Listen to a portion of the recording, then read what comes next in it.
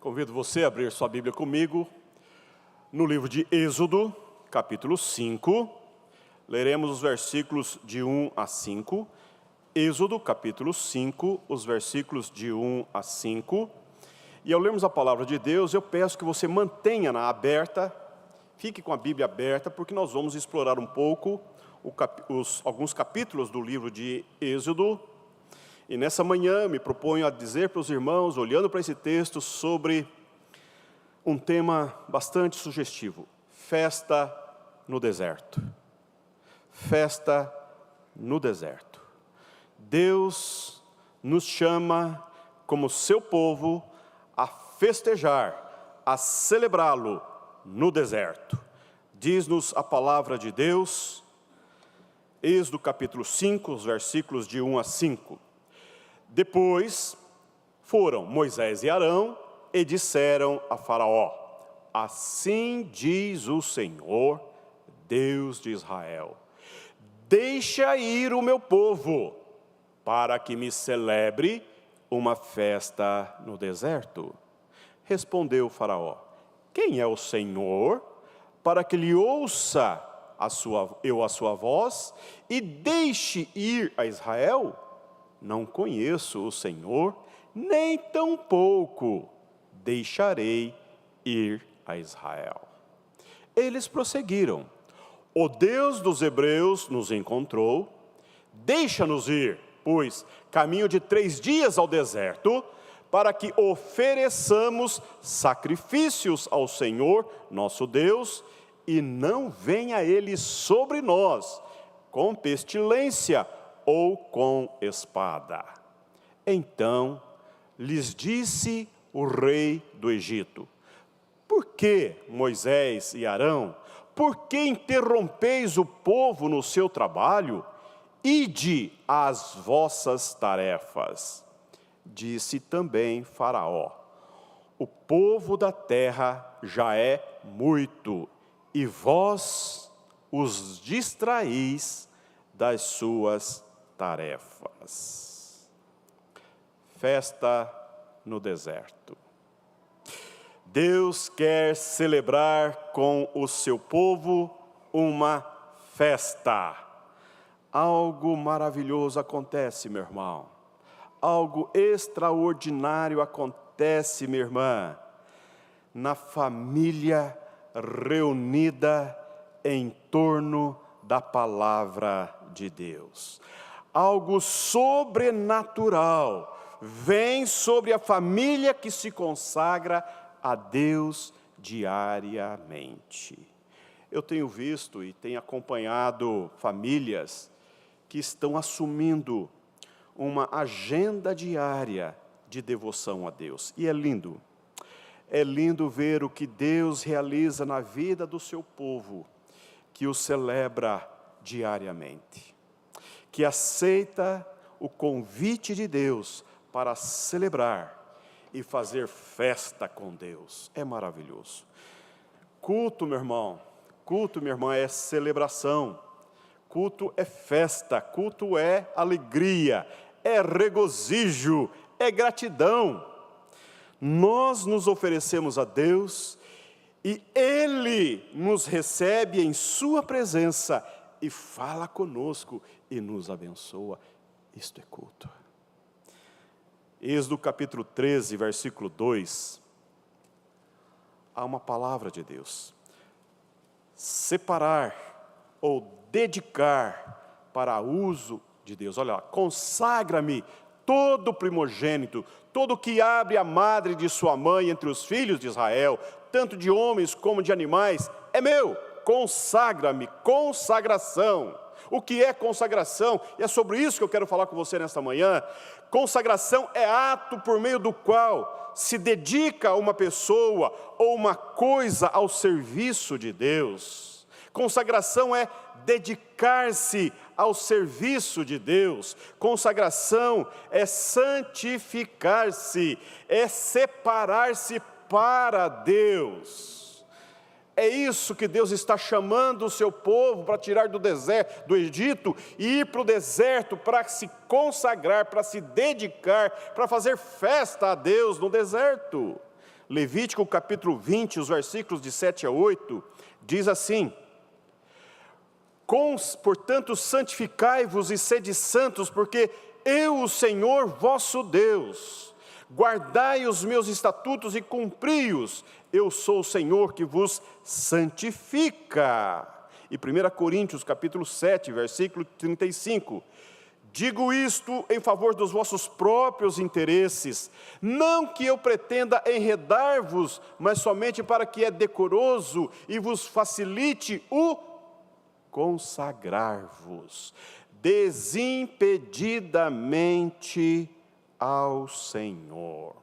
A palavra hebraica de consagração é kadosh, ser santo, santificar, consagrar, bendizer, desposar, casar-se, dedicar. E eu estou muito convencido que uma das maiores dificuldades do cristão é a sua total, é a sua plena consagração a Deus, a sua irrestrita, total, plena dedicação, consagração ao Senhor. O povo de Israel passou por um momento assim.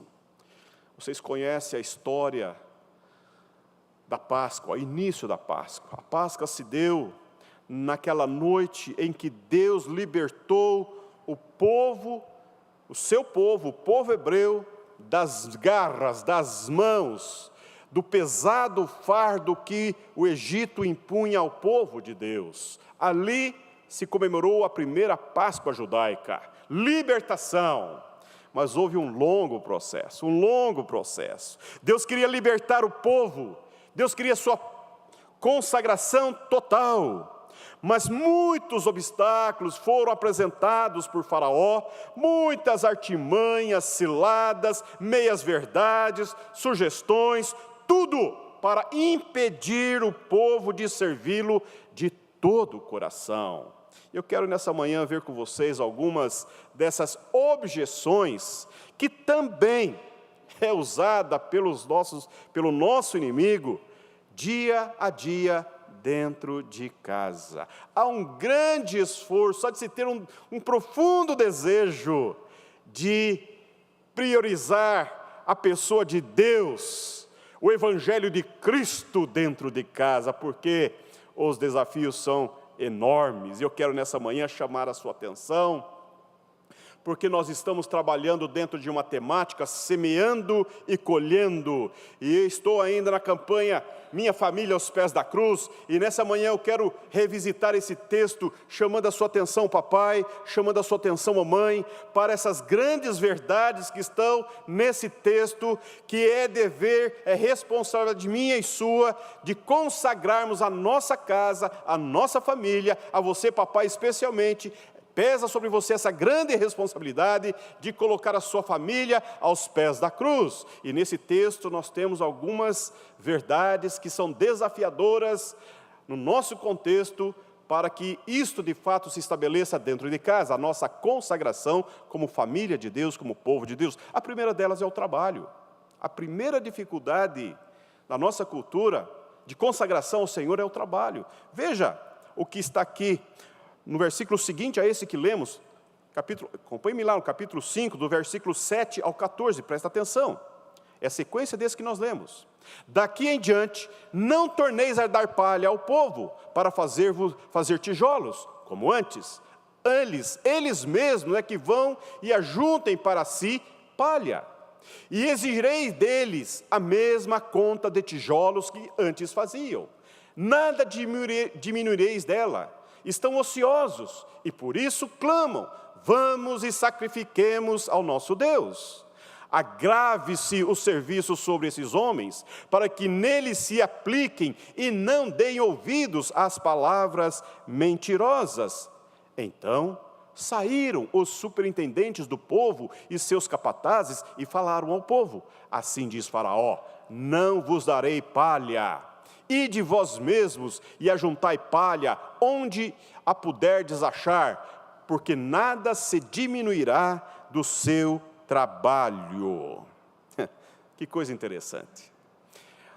Moisés e Arão vão ao faraó e dá essa palavra: deixa sair o meu povo, diz o Senhor, para fazer festa no deserto. Ele endurece o coração, e ao endurecer o coração, não dá atenção, e pior, ele ainda atribui maior peso para o trabalho do povo de Deus. Ele põe uma sobrecarga. Antes ele recebia a palha, agora eles mesmos tinham que buscar a palha e manter a mesma atividade, ou seja, não podia diminuir, aumentava o serviço e não diminuiria o exercício da atividade.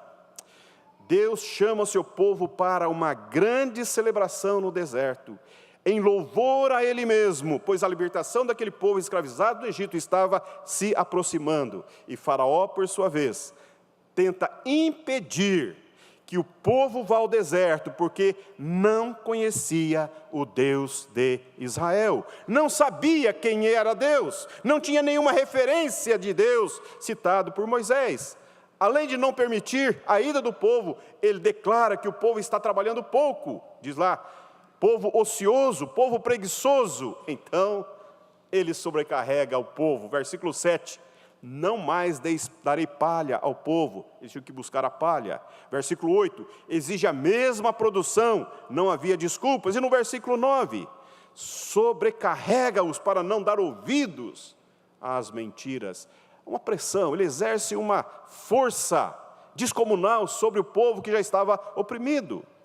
E é assim, na verdade, que Satanás trabalha com as nossas famílias. Ele usa as mesmas artimanhas. Hoje, a agenda familiar é uma tragédia. É uma tragédia. O trabalho envolve toda a família, quase que o tempo todo. E não sobra tempo para festejar Deus. Toma o nosso trabalho, que é uma bênção de Deus, uma bênção dada por Deus, e nos sobrecarrega de tal forma que o nosso tempo que temos para Deus também é usada para o trabalho. Meu irmão, minha irmã, presta atenção o quanto a atividade de trabalho exige de toda a família. A esposa, pensa comigo, a esposa atende a casa, atende o marido, atende os filhos, cumpre sua jornada de trabalho, atende os pais, monitora a todos o tempo todo. É uma rotina exaustiva, é uma rotina diária cansativa. O marido ajuda em casa, leva as crianças na escola, cumpre sua jornada de trabalho diário, sofre as pressões diárias por cumprimento de metas, continua estudando para alcançar projeção que almeja, reúne os amigos para fazer network, bajula quem não gosta, aproxima-se de quem detesta para alcançar aquela promoção, aquela conquista no mercado de trabalho, para avançar, e isso torna um fardo bastante pesado. E os filhos têm a sua jornada escolar, alguns estudam integralmente. Aí tem o inglês, tem a música, tem o balé, tem o futebol, tem o namoro, tem isso, tem aquilo. O tempo que sobra, quer dormir, quer descansar, porque a adolescência é assim, não é? O Faraó vai dizer: esse povo está trabalhando pouco, dá um aperto neles, sobrecarrega-os, assim eles não terão tempo para Deus. Nada de festas, nada de consagração, nada de celebração. Eu quero dizer para você nesta manhã, presta atenção, meu irmão. Presta atenção, porque o trabalho não pode ocupar o lugar de Deus na nossa vida familiar. Há uma expressão que eu acho muito oportuna: nenhum sucesso na vida justifica o fracasso no lar. Antes de virmos para cá, ali no salão, na nossa saleta de oração, o Dr. Rogério citou uma frase do pastor Billy Graham. Ele disse que o maior pregador de todos os tempos foi Noé, que ganhou toda a sua família. Toda a sua família. Às vezes nós queremos empreender tantas energias para tantas pessoas, atender tantas demandas das pessoas, e não cuidamos da nossa casa. Às vezes as energias que nós desprendemos para tanta energia de trabalho, de esforço, de fadiga, isto em detrimento da nossa família aos pés da cruz. Isso hoje é um grande desafio. O diabo continua lançando essas astúcias, esses dardos inflamados na mente, no coração de papais, de mamães amorosos, dedicados, esforçados, todavia não atentos à palavra de Deus, ao que Deus quer fazer. Deus quer fazer festa na sua casa, Deus quer celebrar os dias abençoados na tua casa, na tua família, dentro de casa. Deus quer celebrar o seu casamento, Deus quer celebrar os dias especiais da sua família. Deus quer fazer festa na vida do filho, festa na vida da filha, festa na vida do neto. E aí é preciso que você cuide, que você preste atenção, que você não perca aquela sublimidade da simplicidade de reunir a família em torno da palavra de Deus, em dias bons, em dias não bons, mas com esse amor, com esse anseio de ver Deus agir dentro de casa, dar um lapso de tempo na rotina pesada de trabalho, de exaustão, e falar: Deus, eis aqui a minha família diante de Ti. Meu irmão, minha irmã, isto é primário, isto é fundamental. Nada justifica ao papai não trazer a sua família, o seu cônjuge, isso dentro de casa, dentro de casa. Outra dificuldade que encontramos nesse texto, na nossa consagração total a Deus, é consagração com reservas. Ou seja, consagrar parcialmente. Leia comigo, Êxodo capítulo 8, abra lá, Êxodo capítulo 8, os versículos 27 e 28. Moisés novamente apresenta-se diante dele. Moisés vai, Deus manda Moisés voltar ao faraó. E ele diz: temos de ir caminho de 3 dias ao deserto e ofereceremos sacrifícios ao Senhor nosso Deus, como ele nos disser. Então disse Faraó: deixar-vos-ei ir, para que ofereçais sacrifícios ao Senhor vosso Deus, no deserto. Somente que, saindo, não vades muito longe, orai também por mim. Que palavra fiada, não é?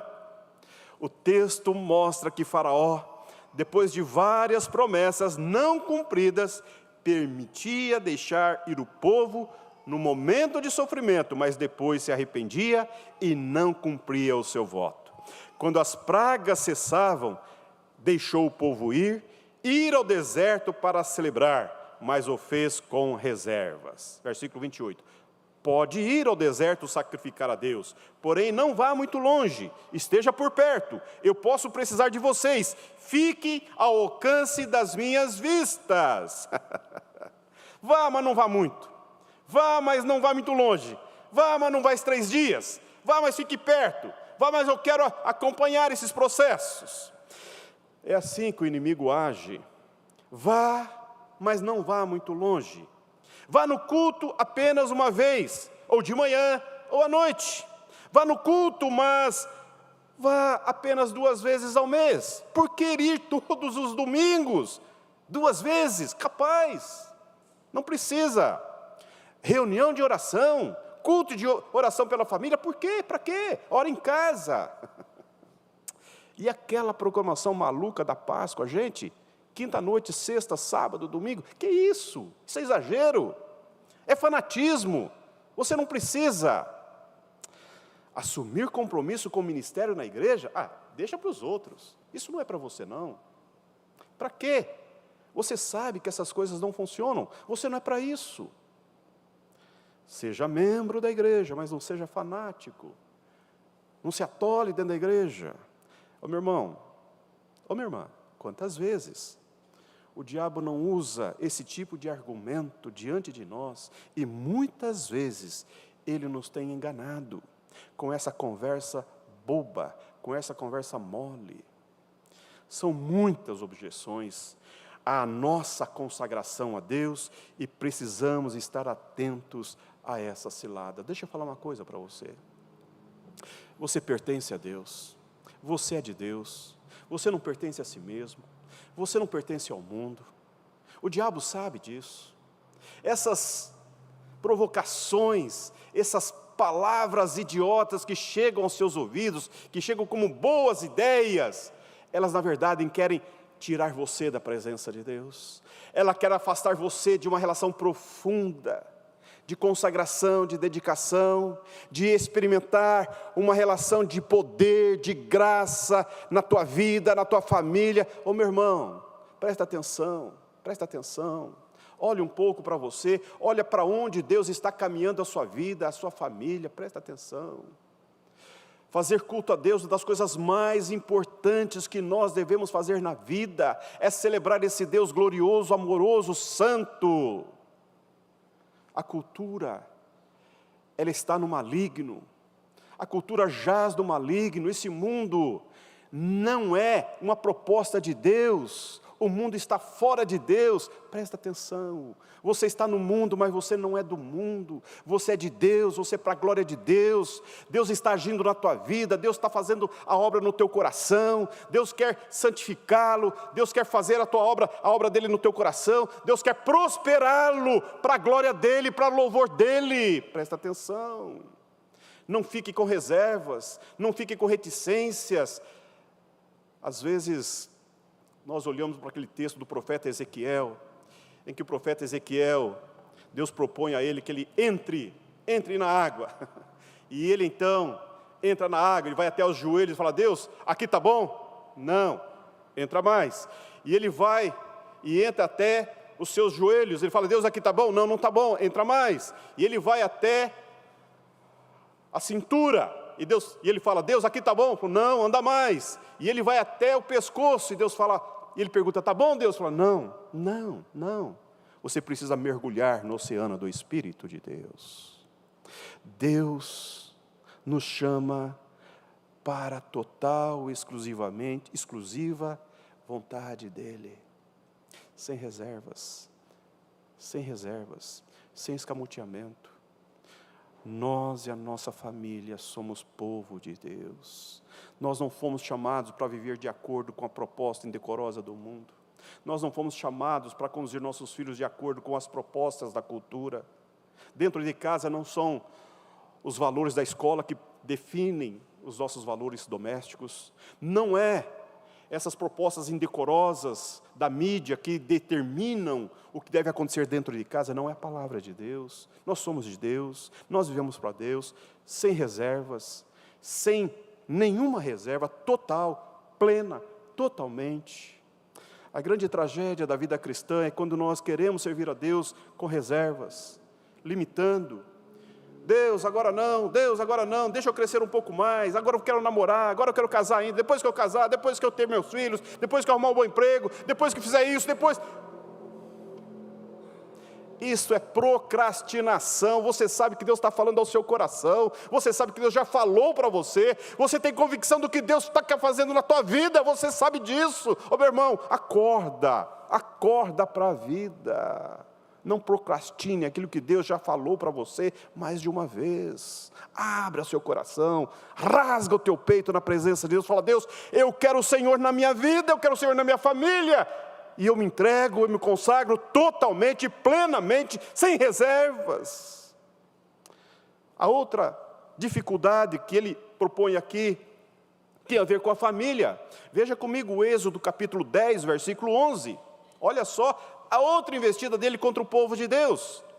Não há de ser assim: ide somente vós, os homens, e servi ao Senhor, pois isso é o que pedistes.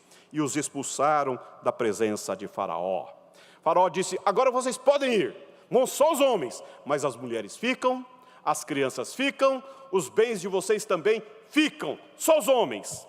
Esse é um grande obstáculo de total consagração do povo de Deus, e também a nossa própria consagração, é a questão familiar. Versículo 11: pode ir os homens para servir ao Senhor. Faraó libertaria os homens para servir a Deus, mas em troca deveriam permanecer no Egito as mulheres e as crianças. E aí, meu irmão, fala sério, você conseguiria se imaginar sem a sua família? diante de Deus? Eu não faria a menor ideia de como seria a minha vida como pastor se a minha esposa e meus filhos não me acompanhassem nessa obra para a qual Deus me chamou. Não consigo entender. É impossível eu sozinho e deixar minha família. Não tem como. Era isso que Faraó pretendia, retê-los em seu poder, para que os homens de Deus não partissem totalmente. Com as suas famílias em suas mãos, certamente mais cedo ou mais tarde, os homens voltariam. Essa pressão, meus irmãos, é o exercício a todo instante pelo inimigo de nossas almas. Você vai, mas o marido fica. Marido vai, a esposa fica. Pai e mãe vão, os filhos ficam. Então, você vem à igreja e deixa o esposo contrariado, chateado lá em casa. Ou é a esposa que fica em casa cansada, trabalhou muito, está indisposta. Ou então são os filhos que ficam em casa. E isso faz com que a família fique dividida, rachada. Não há adoração plena, não há consagração total. O seu coração gostaria de ver os seus queridos louvando a Deus juntamente com você. Quer dizer para você, foi por isso que nós abrimos na quarta-feira o culto de oração pela família. Porque nós compreendemos que Deus está em mente toda a tua família. Você foi chamado, você foi separado, mas Deus está mirando o seu cônjuge, mirando os seus filhos, mirando os seus netos, mirando os seus pais. Ô meu irmão, é por isso que nós oramos por você, é por isso que nós oramos pela família, é por isso que nós oramos porque nós cremos que Deus é Deus de toda a família do seu povo. A consagração é plena, é total, e nós precisamos colocar nossa família diante do altar do Senhor. Por que você batiza seu filho? Por que nós chamamos os pais a consagrarem os seus filhos a Deus através do batismo? Porque eles pertencem a Deus. E nós assumimos compromissos aqui com seus filhos. A igreja assume compromisso, o pastor assume compromisso, você assume compromisso, porque é a família aos pés da cruz. Ide somente os homens. Satanás sabe que longe da família você não é pleno, você não é completo. E sabe ainda que se ele tiver a sua família em suas mãos, com certeza você terá dificuldades para consagrar-se ao Senhor. Ir ao deserto sozinho para celebrar é muito mais difícil. E também, outra dificuldade são os bens. Os bens, olha lá, Êxodo 10, versículo 24. Êxodo 10, versículo 24. Eu já estou encerrando minha fala, viu? Fique tranquilo que não vai doer muito não. Então Faraó chamou a Moisés e lhe disse: ide, servi ao Senhor, fiquem somente os vossos rebanhos e o vosso gado, as vossas crianças irão também convosco. Ele já mudou de ideia. Deus, perceba que é um processo. A cada praga, a cada negativa de Faraó, havia da parte de Deus um castigo sobre o povo. E essas 10 pragas que Deus enviou sobre o povo do Faraó, sobre o povo do Egito, tem a ver com os deuses que estavam escravizando aquela cultura. Deus é Deus glorioso, Deus é Deus bendito, Deus é Deus que escuta o clamor do seu povo, Deus é o Deus que atende o anseio do coração do seu povo. Deus não quer que a sua família fique prejudicada, amarrada em circunstâncias de opressão, seja do diabo, seja do mercado de trabalho, seja das questões financeiras. Deus é Deus que faz a obra completa na sua vida, na sua família, meu irmão. Você pertence a Deus, a sua família é de Deus, para a glória de Deus. Ele já nos libertou. E Ele está dizendo aqui: vão, tudo bem, vão, mas não vão com seus bens. Essa é a última tentativa de Faraó para segurar o povo de Deus. Foram agora os bens. Tentou impedir que fosse longe, tentou uma entrega parcial, tentou segurar a família e agora tenta segurar os bens. E aí uma verdade precisa ser dita nessa manhã. Há muitos irmãos e irmãs que entregaram as suas vidas a Jesus, mas ainda não consagraram os seus bens ao Senhor. Por isso sofrem, por isso sofrem. Fique tranquilo que eu não vou falar de dízimo hoje não, tá bom? Eu quero falar sobre consagração. Consagração. Uma das grandes tragédias do nosso tempo é como nós lidamos com o recurso financeiro. É como nós lidamos com os nossos bens. Hoje, essa cultura hedônica fala, o dinheiro é seu, o corpo é seu, faça o que você bem entender. Viva aquilo que te faça bem. Há um descompromisso com valores, com cuidados. Há, no nosso tempo, um individualismo que racha a família, que divide casal, filhos que não honram seus pais. Vivemos um tempo em que o dinheiro é senhor de muita gente, em que o dinheiro se torna o Deus de muitas famílias. Há tantos esforços para se angariar, se buscar, acumular, reter os recursos financeiros. O diabo é tão astuto, ele é tão sutil, que as pessoas não aprendem, não descobrem que as suas vidas, que a sua família, que o seu futuro está nas mãos de Deus. Deus é o provedor, Deus é o sustentador, Deus é o que provê todas as coisas. É o Deus que sustenta hoje, amanhã e depois de amanhã. É o Deus que sustenta todas as gerações do seu povo. Deus é fiel, Deus é santo, Deus age com poder, Deus faz prosperar. Ele é o Deus da nossa família e não o dinheiro. Tudo vai muito bem até que se fale em dinheiro. É uma grande dificuldade para muitos crentes contribuir, devolver a Deus, consagrar-se a Deus e consagrar os seus recursos, os seus bens, fazer com que a obra de Deus prospere, que Ele coloque-se total, plena, inteiramente, integralmente nas mãos de Deus. É uma grande dificuldade contribuir para a causa de Deus, para missões, com os dízimos. Meu irmão, minha irmã, nessa manhã, se você está liberto disso, glória a Deus, mas pense com cuidado. Nós temos lido aqui na igreja, 1 Crônicas, capítulo 29, aquela bela oração do rei Davi que diz, tudo é teu, e das tuas mãos tu damos. Essa expressão da oração de Davi, que estava preparando toda a riqueza para a construção do templo, e ele convoca todo o povo para fazer o mesmo.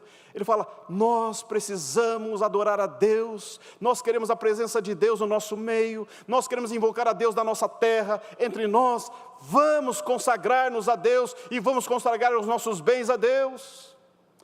Você vê a obra missionária desta igreja, nós estamos com 10 projetos missionários aqui na região da nossa cidade, nós estamos investindo em formação pastoral, nós estamos investindo em plantação de igrejas, nós estamos espalhando igrejas nessa região da grande Curitiba, levantando obreiros, investindo em seminários, investindo em seminaristas, investindo em missões fora do país. Por quê? Porque o Evangelho de Deus precisa de recursos que estão aí no teu bolso, para a proclamação do Evangelho. Não é para locupletar os recursos da igreja, não é para acumular recursos da igreja, mas é para que a obra de Deus prospere, como tem prosperado, através de recursos abençoados, dos dízimos provenientes de famílias que consagram-se a Deus, também com seus recursos.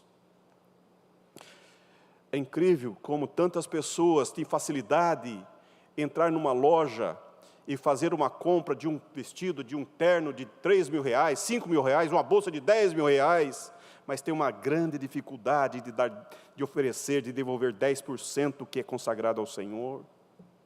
Uma família entra num domingo para almoçar e gasta 1.000 reais no almoço, com toda a família, com muita facilidade, mas tem uma mesquinhez em dar uma oferta de consagração a Deus. Meu irmão, isso tem um nome, e é perigoso.